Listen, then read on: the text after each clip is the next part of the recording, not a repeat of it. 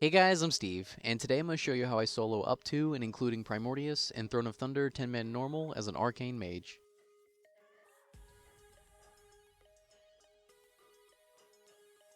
This raid offers a couple mounts and quite a few pets that have some pretty high value, so let's get right into it. Let me start off by saying that soloing this raid might not be for everyone. A few of these bosses require some big DPS to push through certain mechanics, so I would recommend having at least a 720 item level with the legendary ring and some decent trinkets. Some of the first few bosses can be a huge DPS check, but honestly, in my opinion, if you can get past Council and have the DPS, everything up to Animus is pretty simple. Be sure to bring healing tonics, potions, flasks, and augment runes, along with any leech gear you may have. For Jin Rock, you basically just want to lust and burn using a normal arcane rotation. Make sure you start at max range so you can get a few hits in on him before he starts wailing on you. He should fall over after the legendary ring explodes.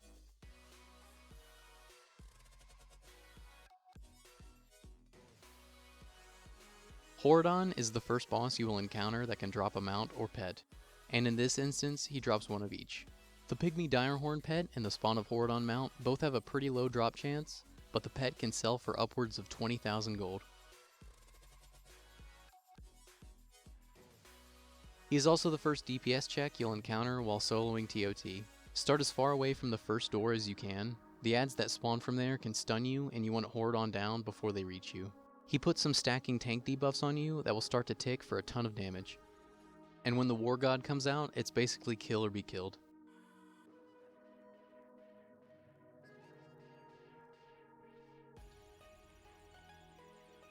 The Council fight is pretty easy.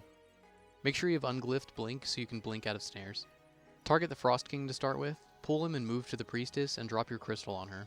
Find your Doom Nova proc and start unloading any missile procs, swapping to your crystal after Doom drops off. Make sure you move from any sand traps, and the legendary ring should finish the Priestess and Frost King. If Khazra Jin is within range, it should kill him too. If he's not in range, finish Soul and save Khazra Jin for last. When he's empowered, he reflects your spells, so watch your DPS. Tordos is the same as Jin Rock, just DPS him down and the legendary ring should finish him off. You may have to move from the spinning turtles, but overall this boss is pretty easy.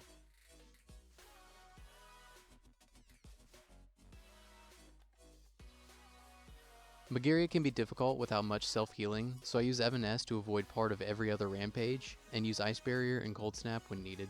This fight isn't exactly a DPS race, because each head resets after you kill them to trigger a rampage. The problem is you want each head down before they start targeting you with other spells like Cinders, which do ticking damage. Keep an eye on your health and you should be fine. G-Kun is the next boss that can drop a mount or pet, and like Horadon, he drops one of each. The pet G-Kun Hatchling and the mount Clutch of G-Kun, like Horadon's pet and mount, both have low drop rates. The Hatchling is another pet that can fetch some pretty high prices on the auction house, pushing upwards of 27,000 gold. G-Kun is another easy boss. DPS him like normal and he'll fall over. Don't worry about going after his ads. Lust and Ring make this fight a joke.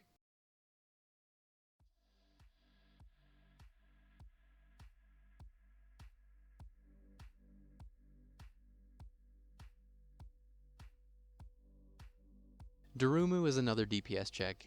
He puts some stacking tank debuffs on you, and you want to kill him before he fixates you with all 3 color beams, or you'll be taking too much damage. DPS him like normal, and the legendary ring should help finish him off. Don't forget about Cold Snap and glyphing Ice Block for some extra healing if you need it.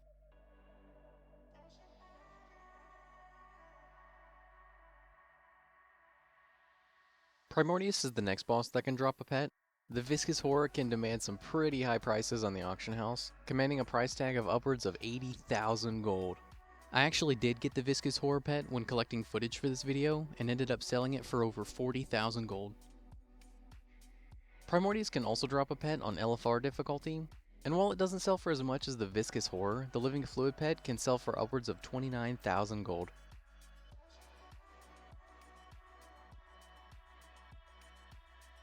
Primordius is a big DPS check. I tried kiting him around in an attempt to get the mutation buff, but he ended up getting me so low in health it wouldn't have mattered. For this boss, I just recommend Lust and Burn. If he doesn't die after the ring explodes, pop Ice Block to drop your tank debuffs and get some healing. Pop any remaining CDs, and at that point, it's kill or be killed.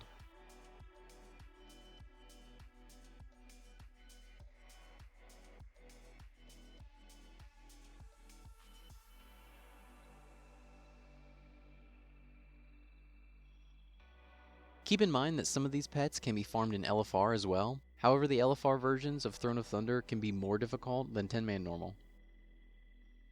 Flexible raids had not been introduced at this point in the game, so unlike Siege of Orgrimmar where you scale into a 10-man version of LFR, Throne of Thunder scales you into a 25-man group, and some of these bosses can have some really huge health pools in comparison to normal.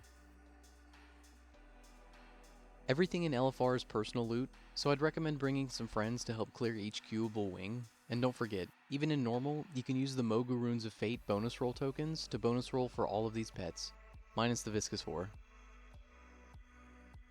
You can queue for any Mist of Pandaria raid by heading to the Lorewalker faction hub in Vale of Eternal Blossoms and speaking with Lorewalker Han. There are actually 2 more pets you can get from this raid. The Living Sandling can drop from the trash leading up to the council fight on normal, and on LFR it can drop from the council fight itself, and the Son of Animus drops from the Dark Animus. So my video title claims there are 100,000 gold worth in pets here, and the way I figured that out was by adding up half the US average of all the pets that can be farmed here. The reason I chose half the average is because, as you saw with my Viscous Horror, although the average is around 80,000, mine only sold for 40. You could potentially sell these pets for more or less, but I chose to advertise the low end instead of the high end. Every price mentioned in this video can be verified by heading to the Undermine Journal, which I'll post a link to in the description below for each pet. Keep in mind, these are US averages, and these pets are not guaranteed to drop. RNG is RNG. Sometimes you're lucky and sometimes you're not. If you're having trouble soloing this raid, play around with your talents. Before my current eye level gear and the Valor boost, I used to use Alter Time and Mirror Images to pad damage. Thanks a lot for checking out this raid solo guide. I might do an update to this guide in the future covering the Dark Animus and the remaining bosses, but right now I just take too much damage and can't even get close to killing it. If you enjoyed this guide, consider checking out my previous raid solo guide for Mogushin Vaults, and as always guys, thanks again.